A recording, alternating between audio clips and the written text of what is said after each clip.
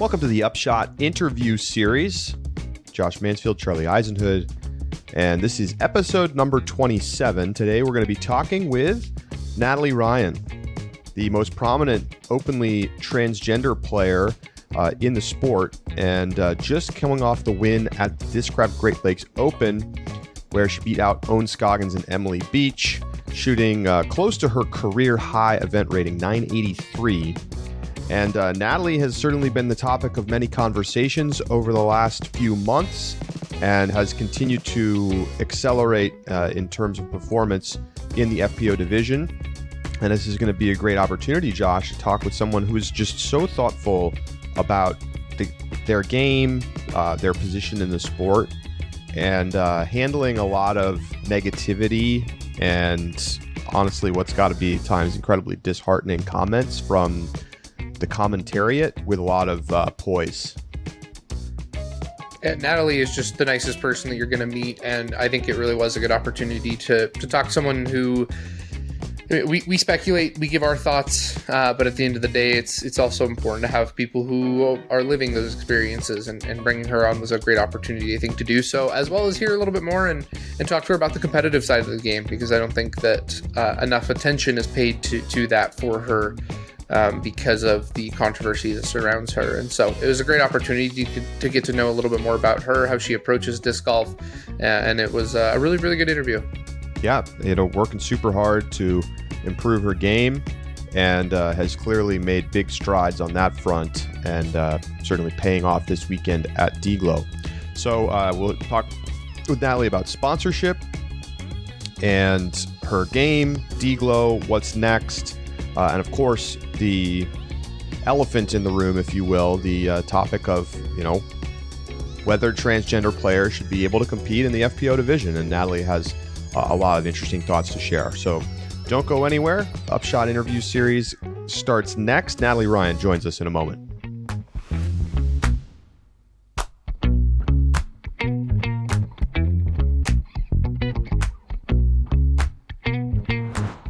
The Upshot is presented by Pound Disc Golf, makers of the best bags in the sport. Well, if you're looking for the biggest and baddest pound bag that there is, go check out the fresh Octohall colorways on the website, including neon green, purple, Cryptek Raid, and Typhon hulls. You can get 18 to 20 discs in the main compartment, 4 to 5 putters up top, and additionally 4 to 6 discs in each hull pocket. Plenty of space for all of your things, snacks, water bottles, etc. And it's really just about how you like to build your bag. So get yourself a deluxe Octohull today at PoundDiscGolf.com.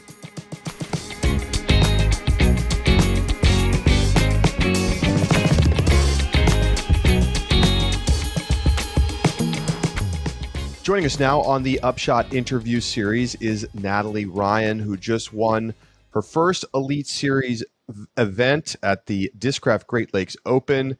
Natalie, welcome to the program. Oh, thank you for having me so much. Well, thank you for joining us. Congratulations on your victory.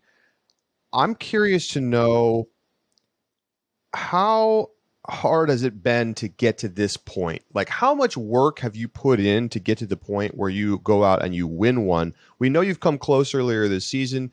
We've seen your game developing over the last couple of years.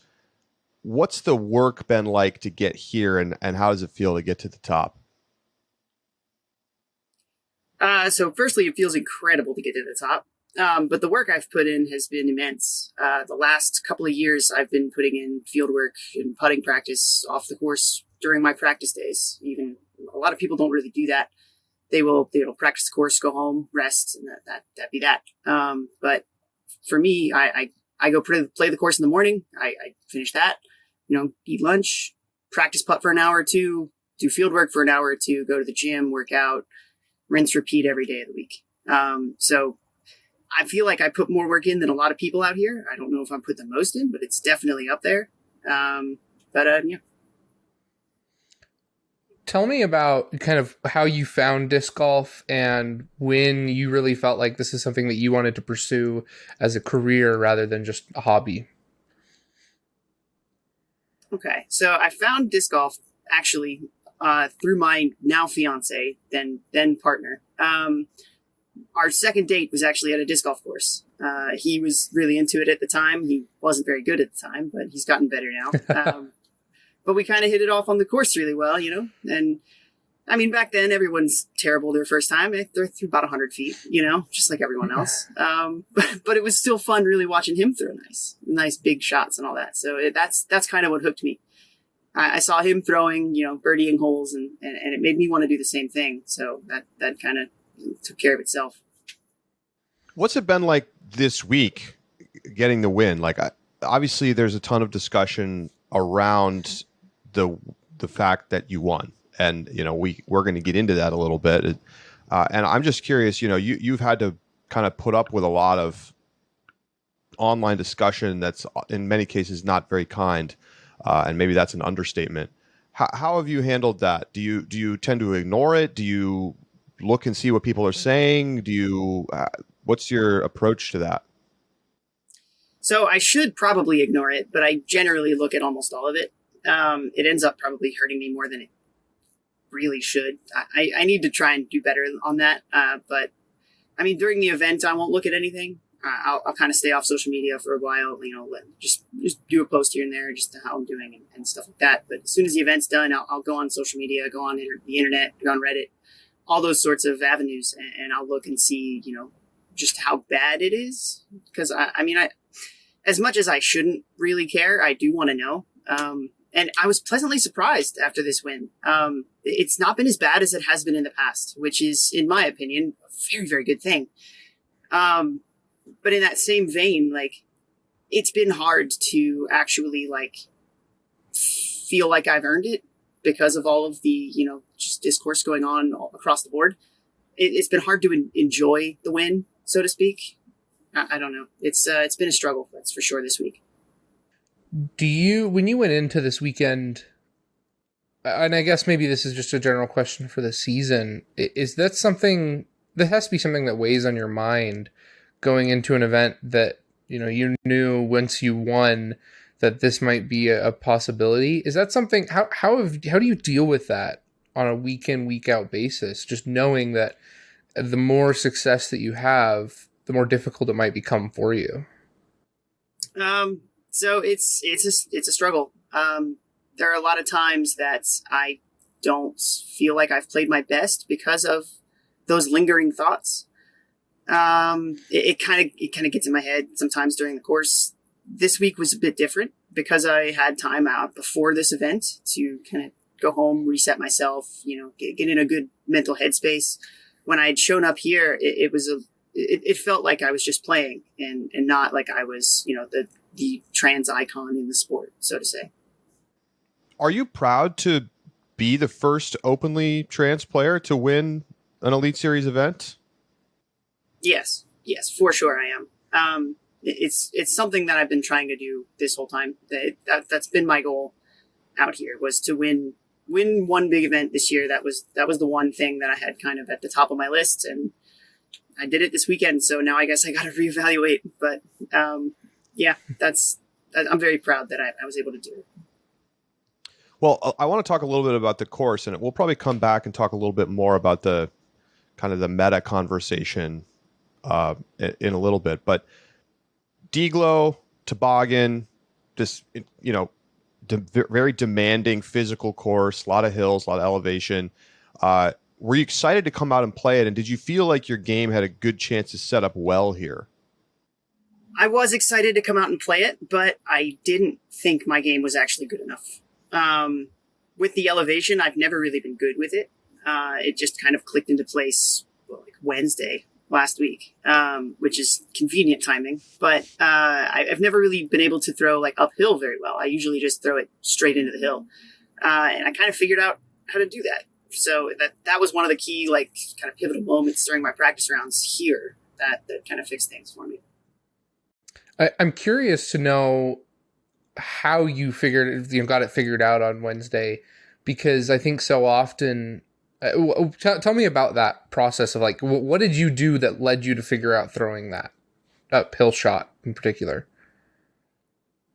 So I've realized that I had to start with standstills rather than, you know, trying to run at it on a hill like that. It's just trying to do a normal X step up a hill isn't really going to work if you're not used to it. So I started with standstills, got had to bend my spine sideways so that it would, actually be upwards rather than downwards or into the hill, and slowly transitioned that into using a next step up the hill. I ended up not really needing it during the event, which helped out. I could just kind of do standstills and, correct the angle myself with my back. But yeah. So what part of your game do you feel like was working the best this weekend? I would have to say my putting, honestly. Usually it's not my putting, but my putting was much, much better than it usually is. The first 2 days I almost couldn't miss. Yeah, and I'm looking at StatMando real quick and just checking on like your event ratings over time. And in 2020 you had one event where you shot better than 950 over the course of a weekend. It was at a B tier. And then in 2021 you did 4 times. And now in 2022 you've done it 8 times and you cracked 970 at DDO. Oh, that was a C tier. And then you were 985 at OTB, obviously coming very close to winning that tournament. And then 983 here at DGLO to get the win. Does it feel like it's just sort of been a steady upward trajectory, or are there certain things in your game that you feel like have taken a step forward that have allowed you to start playing better and with more consistency to sort of like put those rounds together more often and have those higher ratings? So to me, it's felt very steady, but I'm sure if I slowed it down and looked at each individual moment in time, it would be a more, kind of plateau-y kind of looking graph, so to speak. A couple months ago, I kind of fixed my putt at OTB. Before that, I was working on a forehand. Like there have been a couple of moments where I've kind of fixed my form and practiced something that I don't normally practice a lot, to kind of get myself back into contention in some holes that I normally wasn't running for a birdie. One of our favorite questions is about sponsorships and what those kind of sponsorship deals look like. And I have to confess that prior to watching you play, I've never heard of Neptune Discs. It's not a company that I am familiar with. How did you find, or they find you for this sponsorship opportunity? And how long have you been sponsored by Neptune? So I've been sponsored by them just this year. At the end of the 2021 season, I was kind of looking around for sponsorships, across the board, all the manufacturers, and I got a lot of resounding kind of like no's. We'll get back to you maybe next year kind of thing. And I was feeling really frustrated. So I kind of, was in that moment feeling like, hey, maybe I'm not going to have a sponsorship next year. And, maybe I'll just try and tour unsponsored and see how it goes. And then, a friend of mine who had recently been sponsored by them kind of connected us, and he reached out, after a couple of months in the off season or something like that. And it was like, hey, are you still not sponsored by anybody? Wait a minute. Let me send you over to these guys. And we'll talk to you. And we hit it off really, really well. They're by far the only company that I've really dealt with, major manufacturer wise, or just manufacturer in general, that have not been openly hesitant to sponsor me. So that alone right there was enough for me. I kind of dove in head first, didn't even really look back at this point. And I mean, they've done right by me all year. So. And what's kind of the structure of your contract? Is it monthly stipend? Is it disc royalties primarily, performance bonuses, the whole package? What does that kind of, without too much specificity, the structure look like? So it does include all three of those things. I do have a salary. I do get, royalties, and I will receive bonuses based on my performance during tournaments. So it's about as much as I can say, I think. Yeah, I understand. Maybe this is a difficult question to answer because you're under contract with a sponsor, but when you win a tournament like this and your profile's rising, obviously other companies, bigger companies may start to take notice of that. Have you had other disc manufacturers reach out to you about potentially sponsoring you? And maybe as a secondary question, like, do you think there's going to be any hesitation from disc manufacturers because of some of the controversy that surrounds you and the situation? I haven't received anything after this weekend. I've received, a couple of people reaching out to me, but nothing like major company wise. But I do think that's the controversy behind me, I think is mainly the reason they cite. I don't think that's the actual reason that they don't reach out, but that's the reason they always say it is, just because it's an easy cop out. But yeah, I guess we'll see in the near future if anything else comes up. How's life on the road been for you? It can be a real grind out there, and we always like to check in about this. And obviously winning this weekend must be nice to get whatever it was, $4,500 payday. But we were talking on the show on Tuesday that it was one of the smaller payouts of the year, despite the really large purse for the winner. So, were you disappointed not to get more money? Were you super excited just to win the tournament and get the payout that you did? Like, how's the money situation out on the road right now? So it's good. I'm making more money now than I made when I had a 9-to-5. So, I'm just in payouts and the small royalties I get. So like, it is good.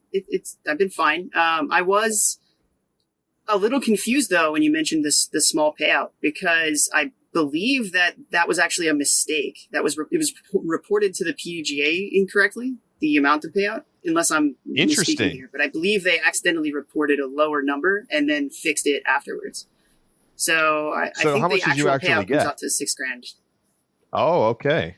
$6,000. Well, we got to update. Oh, Yeah. I pulled it straight off the PDGA, so I was surprised too. But Yep. we were I'm gonna see if they updated it. Oh yeah, there it is. Well, yeah, no, there it is. 6,000 on both MPO and FPO. Okay, there you go. Yep. Nice payday then. How did you Yes, celebrate? for sure. Definitely helps. So I kind of didn't. We celebrated by leaving and not talking to people for a minute, because I have bad social anxiety, so not being around people helps me a little bit. And then we went and got Raising Cane's. So, best chicken on earth. It is good. It's really good. Is that like a Midwest thing? I've never even heard of Raising Cane's. So Yeah. okay. I've had it in the South more than anywhere else. Okay. Josh, it's really good if you get the I chance. think Is it's it? mostly just kind of Okay. East Coast. Yeah. Yeah. East. Okay. All right. Next time I'm that It's direction, I'll very make sure solid. try You got to some, get but- the basket with the Texas toast and stuff. It's Okay. yeah, it's good. So Okay. good. All right. It's so good. It's so good. Okay. I'll make sure to try some.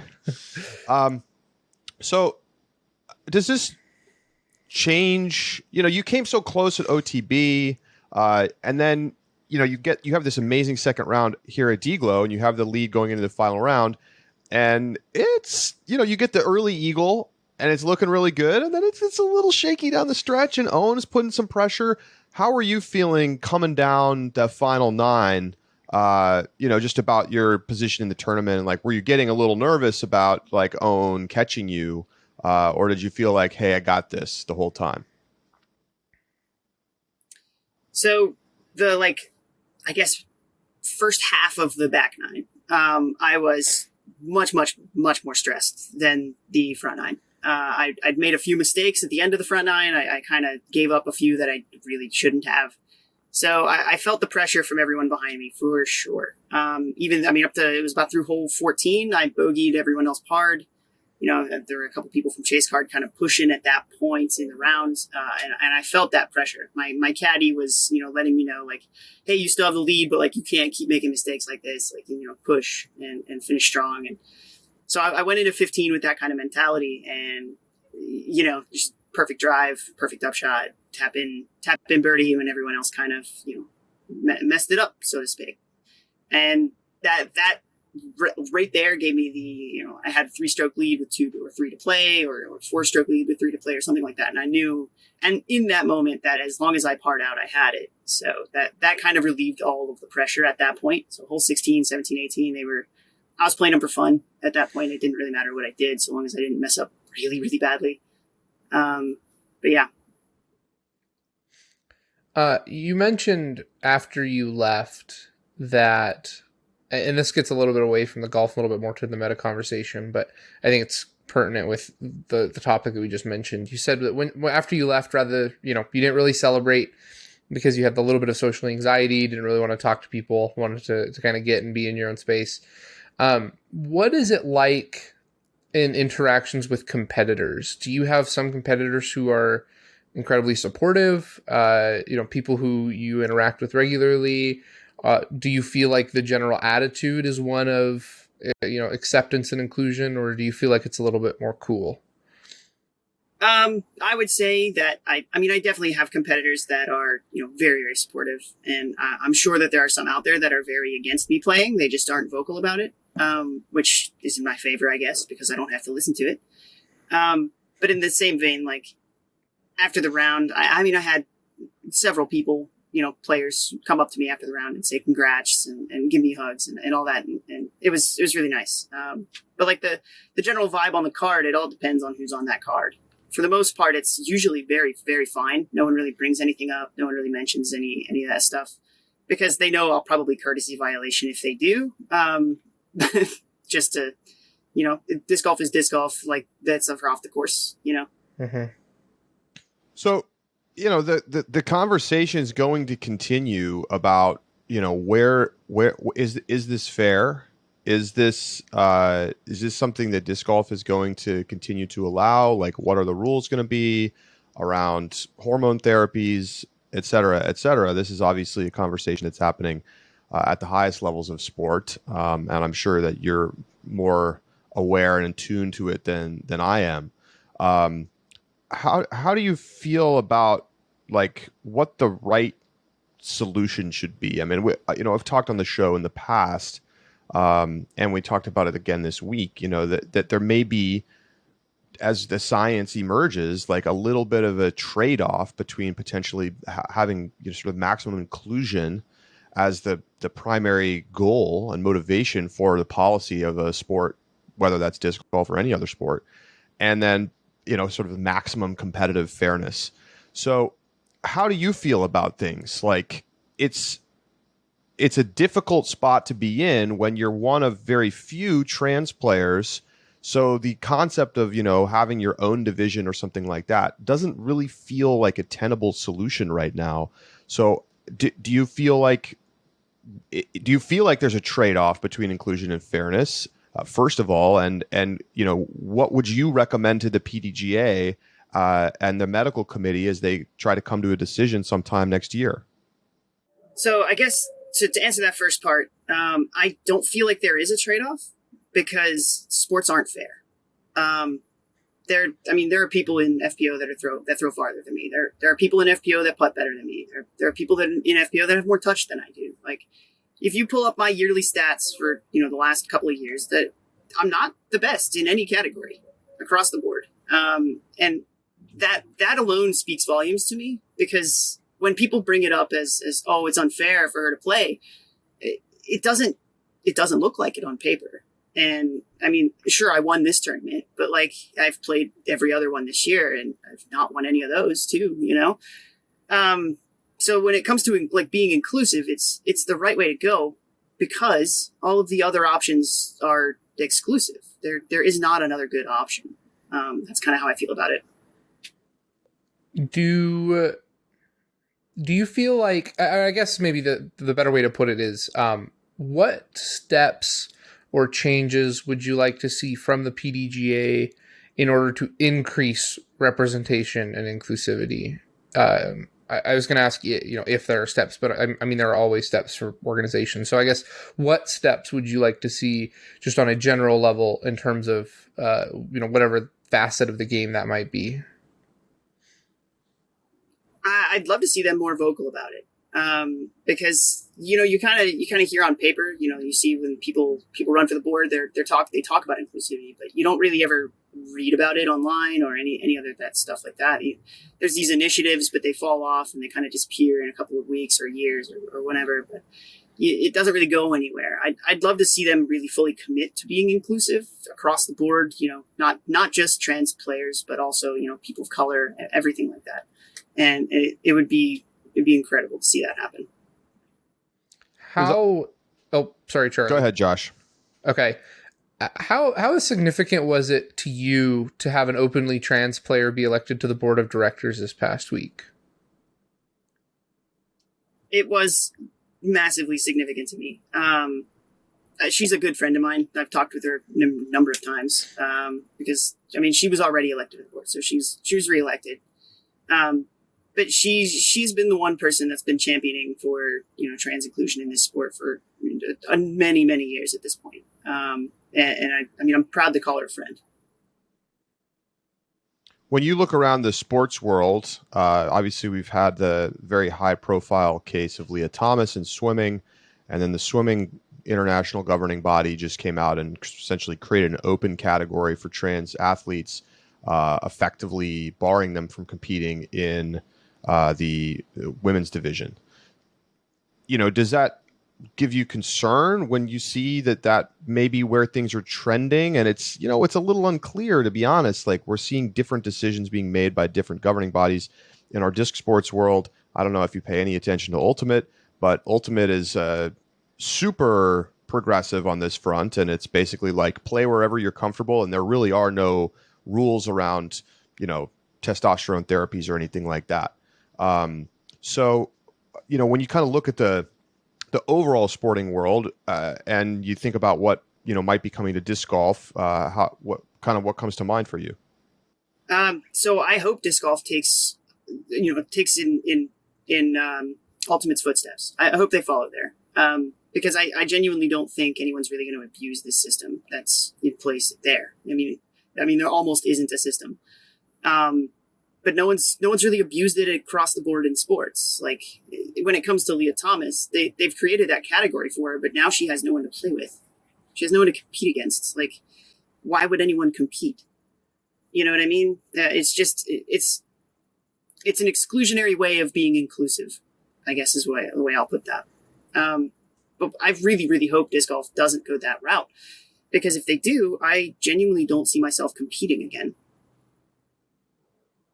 When you look at the general sports world, you talk about Ultimate, and that kind of system. I guess my question is, in terms of disc golf relative to other sports, Charlie just kind of mentioned and brought up examples.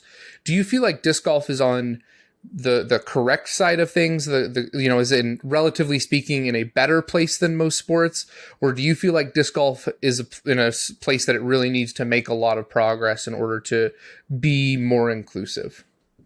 I think disc golf's on the right side of things, but I also think it could definitely do a lot more to be more inclusive.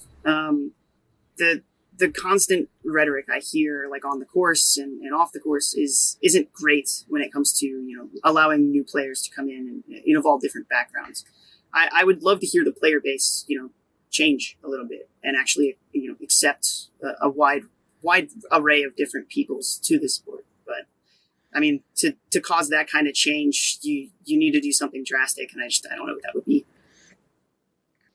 Well, you've gotten to the Elite Series win that you wanted to get to. How do you reframe for the rest of the season at this point? I mean, is it as simple as saying, well, now I want to win another one, or do you change your goals a little bit at this point? There's a lot of sort of avenues that you could take towards, you want to get a bigger sponsorship with a big company, or you want to win a major now, or how do you look at things now that you have one in your pocket? You hit it right on the head with that last one. The next goal is to win a major. That's where my focus is going to be. If I win any other Elite Series, cool. That's neat. I did it already. So next one's the major for sure. Does the Throw Pink Women's Disc Golf Championship feel like a major to you? Yes. Would you consider it a major win if you won it? Ooh, that's a tougher question. Probably, but I probably would. But I think there are people out there that wouldn't give it to me. Do you feel like your game sets up well for Worlds, or do you think that your major win is going to have to wait till next season? I think it can set up for Worlds. I'm going to have to adjust a couple of things after playing DDO. I was a little too aggressive, I think, during that tournament. But I think Worlds is definitely on the table for me. Are you excited to go back to Emporia? Not as much as I'd like to be. Those courses didn't kind of excite me as much as I'd hoped they would. Maybe it'll be less windy, though. It's got to be less windy. I mean, we gotta hope, right? We gotta hope. We gotta hope. You throw a mixed bag, correct? Because Neptune is a disc, like a realtor rather than a manufacturer. So how many brands do you have in your bag? And what would you say is probably like your favorite disc mold that you carry? So I am open bag, but Neptune is actually a manufacturer. They just had their first PDGA disc. They first disc was just approved. I got it last Sunday and threw it in this tournament. And I honestly credit that disc to my win. So they are going to be ramping up production here in the next couple weeks. This is the Squid. Oh, go ahead. It is. They've just opened pre-orders. I think they're going to be opening Friday. So if anyone wants to go check them out, that would be great. What is the Squid? What's the Squid like? Sorry, I'm going to divert my question a little bit because now I'm curious. Yeah, no problem. So it's a driver about 11 speeds, kind of understable for my kind of power, but for most people, I think it's going to be very shapeable, very straight. I throw deep hyzers with it, deep flip up flat, go cruise for 600 feet, whatever. But that's my ideal shot for that disc. It's a big bomber shot for sure. But yeah, 11 speed disc. Okay, so I'll re-kick Josh's original question then. So they only have the one disc. So obviously you're throwing many other discs from many other manufacturers. How do you approach what makes your bag, and how many different kinds of manufacturers are you throwing? So I throw what feels good to me. I don't particularly care how it flies. If it fits my bag and it feels good to me, then it'll kick out other molds. At the moment, I'm throwing, I think, only like 4 different manufacturers. I think it's not too many because I like to keep very few molds, as few as I can. So I have 5 felons in my bag, all in varying degrees of wear. I can roll one of them, and then most of my bag is, I think, dynamic at the moment. But I have some Discmania, I have some Innova. There's a bunch of different major ones in there. But it mostly just comes down to, does this plastic and this mold feel good in the conditions that I'm playing in? And that's really all it takes to make the cut. I remember, if I remember correctly, back at Vegas, you were throwing a Berg as your upshot. Is that still in the bag? It isn't for like big open courses. So I'm playing Mid America Open this week. I'm probably going to be slotting one back in for some of those tighter woods holes that need something with no blood to land really softly. So it's in and out as it is now. Yes. All right, I'm a big Berg fan myself. I had a listener tell me I needed to use it, and I have been a big fan ever since. So I love finding other people who throw it. That's a disc with a cult following if I've ever seen one. Oh yeah, that and the Polecat, of course. So Mid America Open, you gotta come off the win. We got to go out to the Silver Series. Are you excited for that tournament? Is this going to feel like just like a little bit of a kind of tune-up focus as we get towards Worlds? Like, how do you prepare from now to Worlds? So I'm gonna take each tournament as they come. I'm not gonna try and focus too far into the future. I don't want to stress about something that's not here.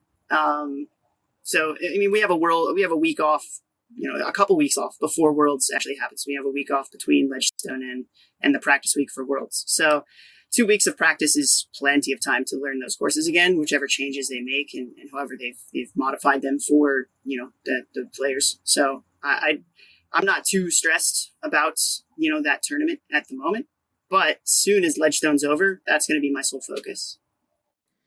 What do you think is the best course on tour right now? Oh, what is it? Fox Run Meadows. You're gonna make Josh GMC. A big fan right there. It's the best tournament on tour. I say it every time. Is. I love GMC. It is. I have a follow-up question. Which course do you think? Actually, I'm going to ask a more specific question. U.S. Women's Championship this year, the courses were a lot shorter than a lot of the courses that FPO plays and have been playing. Do you feel like those courses were well tuned for the FPO game? I do. And I've expressed this to a number of tournament directors throughout this year. As much as it's fun to throw really far, I don't think the entire field should be expected to. And playing those courses during that event was a nice breath of fresh air. It was so different from the rest of the tour that like everyone noticed it. Everyone mentioned it to me. Everyone thought it was awesome. Besides that event, which, I guess, permanent event, one that stays at the same course every year, which event do you think has the best tuned courses for the FPO division? It's probably Waco, honestly. That's probably one of the shorter ones. Those wooded holes aren't like crazy long. A lot of them I feel like are very rageable. Like if I had a great day, I could probably shoot 12 under on that course, which I can't say for a lot of other tour courses. So you're currently 10th in the Disc Golf Pro Tour standings. You got to get up to the top 4 in order to get a bye to semis. It might be a stretch at this point. You're about 230 points behind Owen Scoggins in that category. Are you thinking at all about your position in the Pro Tour standings as we approach the playoffs and then the Pro Tour Championship? I've been aware of it, but I do think getting to the top 4 is probably out of reach, just because Owen's also going to be playing all the events that I'm in. She's going to be getting almost just as many points. Like, there's no way I can make up 50 a tournament for 4 weeks or something like that. It's just going to be too much. That being said, who knows? It might happen. But I kind of don't want to be in the top 4. I'd rather play the course and practice it that day before it and, play other people and get more comfortable on it than some of the other people in the semis. Interesting. We have this debate every year. Would you? Oh yeah, we do have this debate every single year. Would you rather win Worlds or the Disc Golf Pro Tour Championship? Maybe that's a little too much. Let me change it. Throw Pink Women's Championship or the Pro Tour Championship. Which one would you rather win? Championship for sure. Pro Tour Championship. Not even close. Okay. I guess I'll ask the Worlds question then. I'll ask the Worlds question then. Worlds or that one's much harder. I would probably say Worlds just because of its major, But I think the Pro Tour Championship would end up being better off for me in general overall. So it's hard to say. Yeah, 30 grand does that for people. Well, Natalie, this has been great. Thanks so much for stopping by. There's going to be people. I mean, I've already seen it in the comments on our Tuesday show. I mean, there's going to be people who just think you don't belong in FPO. Do you want to say anything to those folks who are skeptical of having trans players in the FPO division? I mean, the only thing I can say is to reiterate what I mentioned earlier, is that I don't do anything better than everybody in FPO. As much as they think I'm, some big, big distance thrower that outthrows everyone on the field, I'm just not that. And they just don't, I don't know. It seems like they don't actually actively try to learn who I am. They just assume they know me. And I'd rather people not do that. All right. Well, best of luck at Mid-America Open and, of course, beyond. And what event are you most excited for coming up down the stretch of the tour? Most excited for would probably be, GMC. I mean, I can't express how much I love that whole tournament, the whole event, the property. It's just nothing better. World's there next year too. Same. It's going to be great. It's going to be great. Oh, I can't wait. All right, Natalie, thank you so much for stopping by, and best of luck the rest of the season. Oh, thank you all for having me.